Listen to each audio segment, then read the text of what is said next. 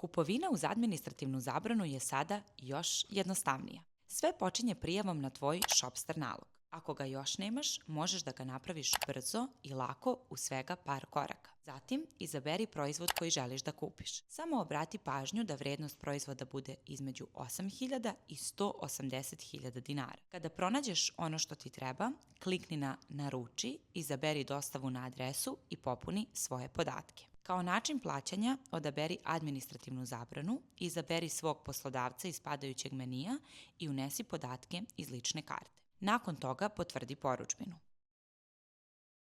Nakon potvrde porudžbine, na mail će ti stići popunjena dokumentacija. Potrebno je samo da potpišeš 3 obrasca, odneseš ih u računovodstvo firme na overu i pripremiš očitanu ličnu kartu koja nije starija od 14 dana.